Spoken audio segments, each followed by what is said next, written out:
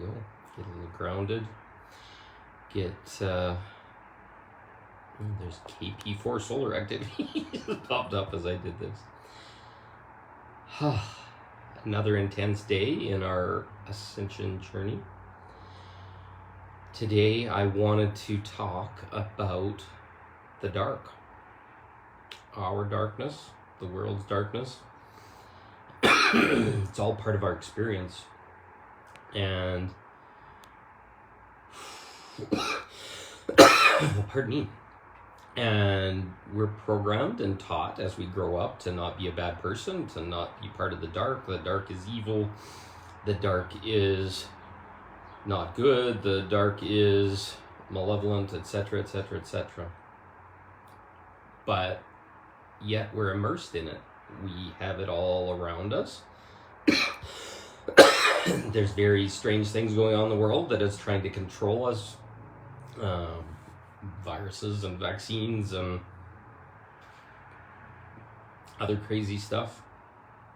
And our governments, etc., I live in Canada, are definitely not on our side. They want to kind of control us and send the riot police out. There's a lot of people that have had some really uncomfortable life experiences over this last little while. There's a lot of stuff coming up to purge. There's a collective shadow that the world has, and then there's an individual shadow that each of us have. We've had traumas, we've hurt people, we've had divorces, we've had to break up with people, leave children behind, hurt people maybe. It's all part of a human experience. And unfortunately, when we don't acknowledge the dark side of the human experience and understand that to have full balance, we have to acknowledge the dark and the light, we get kind of stuck. We get kind of bent over sideways or bent over frontwards. And we're only light and we're a good person and we take care of people and we help them all the time and we please them and we get taken advantage of, and the dark comes in and just like, hey, I'll take what I want, and we don't even know sometimes that it's happening. People also have egos and wounded sides where they'll milk you for energy or say really awful things when you're not feeling well, to kind of milk you of energy, etc. So the dark, we need to first acknowledge isn't completely bad. Actually, without dark, we wouldn't have a life. We wouldn't have a universe. There needs to be balance. There needs to be a push and a pull and a yin and a yang.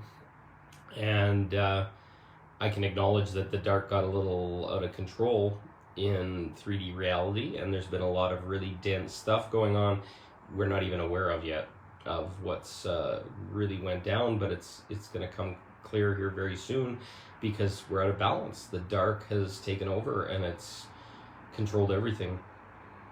So now we're at a point of reflection and these ascension energies, the sunspot flares, the high energies that we're feeling, the pain in our bodies, etc., is us being pushed and squeezed and kneaded and massaged into starting to allow that dark expression to come up.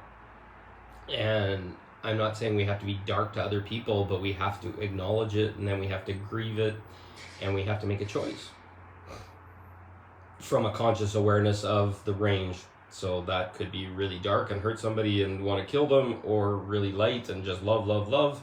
But if we get stuck in love, love, love, it's a spiritual bypass that we're stuck in that just says ascension is just this thing we're going to sit in our puddle and just pop up one day, and all by loving and pretending that none of it exists.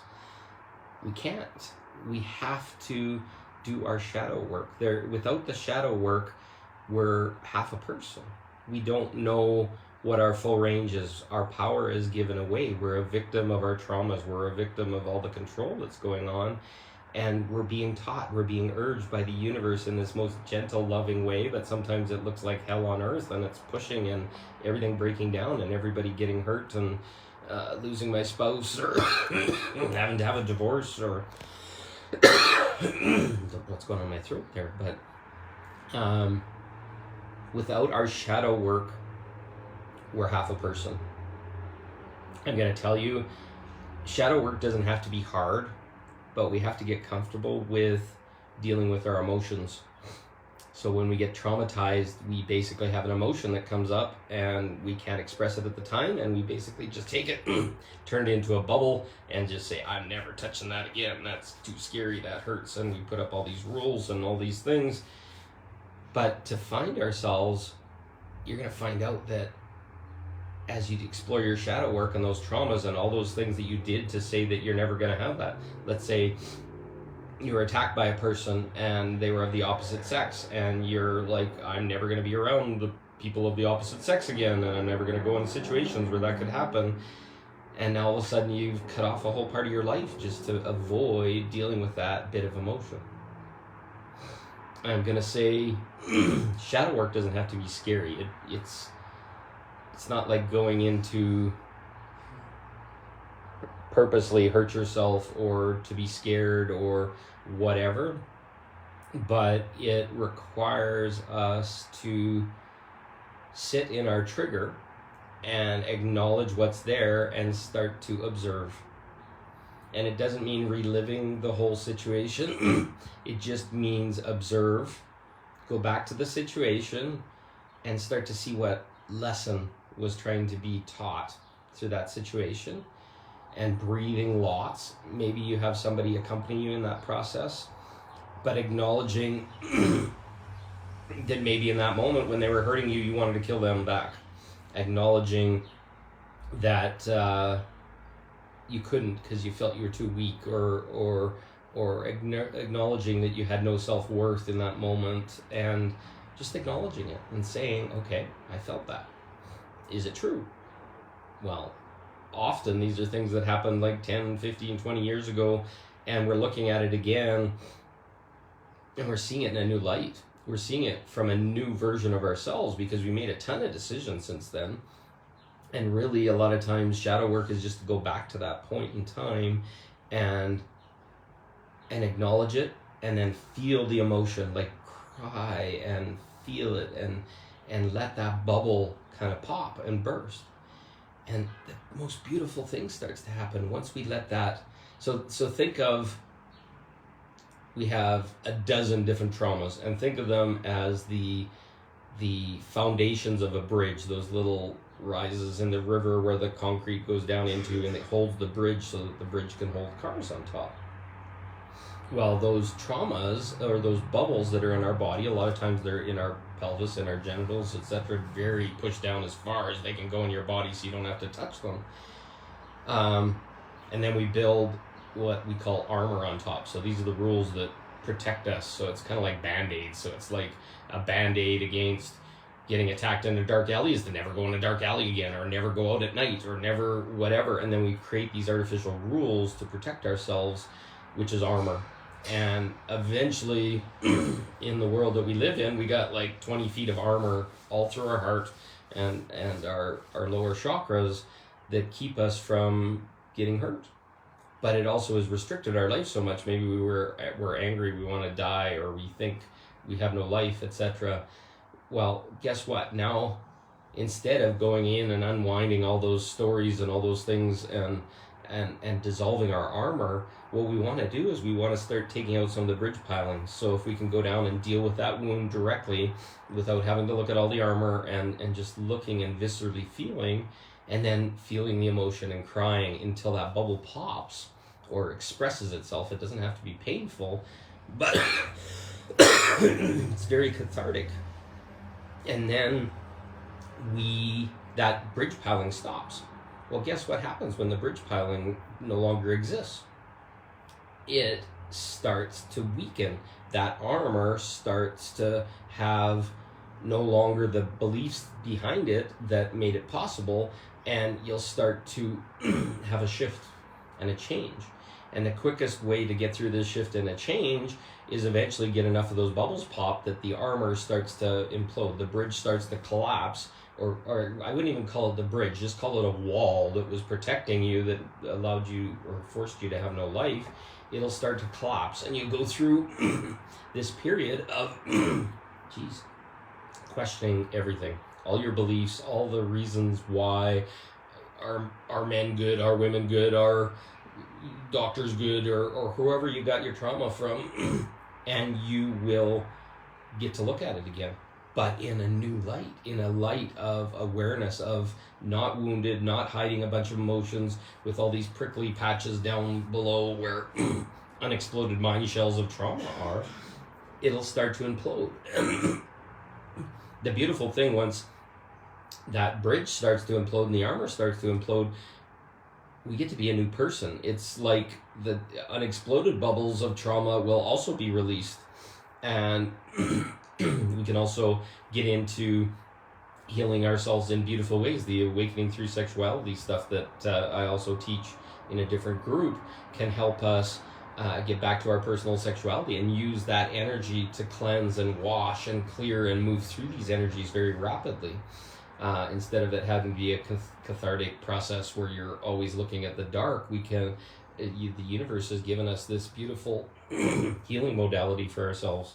So the key is we have to wash ourselves free of all this muck, of all this crap, of all this stuff that's our darkness, and be okay with it, and realize that there's light in dark. Sometimes the thing that kind of challenges people to their greatest achievement is their worst trauma. Or I've always said the lightest light is the darkest dark is the lightest light. It's sometimes you need somebody that's willing to go through an experience of darkness for both of them to grow. And most people don't understand that. It scares the hell out of them, and it's okay. And what I'm speaking of is not small work. It's advanced, but I'm going to tell you right now, it's the quickest way to heal and to release and get out of your struggle. You can sit and spend a lifetime just poking at it and poking at it and poking at it and hurting yourself over and over and over again. But what I teach is a direct path. Let's go look at it. What hurts? Why is the pain there? Let's go look at our darkness. And eventually you're going to get to this point where darkness isn't bad anymore. You're going to look at it and say, okay, that's my power sometimes. Being able to stand up for myself and punch somebody in the face or whatever, if it got to that point in a situation where you were powerless or they were hurting you, gives you this beautiful different choice. And I'm not saying those things are good, but that's power. That's your warrior. That's the part of you that's willing to stand up for yourself. And it leads forward to creating new boundaries and creating new things. I see people, they're going through divorces or separating from their family, and they're having these cataclysmic events happening. This is the darkness pushing to show you that maybe your boundaries are a little weak. Maybe you need to be with different people. Maybe the situation isn't serving you anymore. But sometimes we need these really hard slaps on the ass, slaps on the face of questioning everything to be able to move forward, to grow. So sitting with our darkness is a key part. And there's some beautiful people out there that do help people with shadow work, to sit down with people. I do it all the time. I do it for myself. It's kind of like going into the caves and knowing that there might be a dragon down there and going up and seeing what that looks like. And then you find out it's a beautiful creature. Yes, it's powerful and it can hurt you, or you think it can hurt you, which it actually can't, because there's a big story with it. And then you go and sit there and you sit with your courage and you sit with your sword of your power, and you have a conversation with that dragon, and you find out, oh, he was just trying to point you in a direction, and all of a sudden that dragon is your friend, and no longer is it some kind of horrible beast that's gonna incinerate you or kill you. So this is shadow work, going down, seeing new perspectives, looking at the dark. You don't have to participate it, you don't have to go to their level, but you can look at it and love it and say, no, this isn't going to continue in my life. And I'm going to tell you right now, if you think you're a good person in this life, it's guaranteed, if you believe in reincarnation, that you've been the bad in another life, and you've been the evil, the controller, the whatever, the dragon to people. Holy cow, now we're at KP5, geometric storm. This is shadow work. We get our power back. We start to realize who we are, that we're part of God, and that we're amazing. But if we're stuck in behind being a victim and all these other things, we're lost. So let's talk about it. What's shadow? What's scary? What's the worst thing that could be underneath? I bet you I could explain, because I've went through it for my life, and give you an alternate perspective on this dark thing that's inside. And you don't have to believe it, but it's part of understanding our story. Like from yesterday, the story is often wrong. It'll demonize things. It'll make things dark when it's not really true. So let's go in. Let's get new perspectives on these stories. Let's go sit with it. Sit with somebody that can hold our hand, that's done this work, that can keep us away from the fear and the hiding, and just hold your hand and say, okay, here's what's going on. This is beautiful. Love yourself. Let's move through this. Let's grow, let's shine. And then shadow work isn't scary. It's like, okay, let's clean up the dirty mess in the corners. Let's clean all the muck off. Let's do all this kind of stuff. Because until we're in our full purity of balance of light and dark, 50-50, we don't really know who we are. So that's why shadow work's important. And we got to acknowledge our dark. And if you bypass it, it's going to slow you down. And I love you, and I don't want anybody to get slowed down. I want everybody to have their fullest, most amazing life. And you came here to go through it.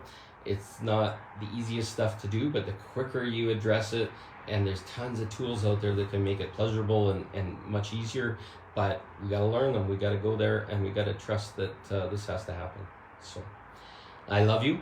I only tell the truth of my experience, and I hope you'll explore a little bit of shadow work and see what you can find, and start acknowledging your dark and taking your power back. So love you very much. Have a great afternoon, and we'll talk to you soon.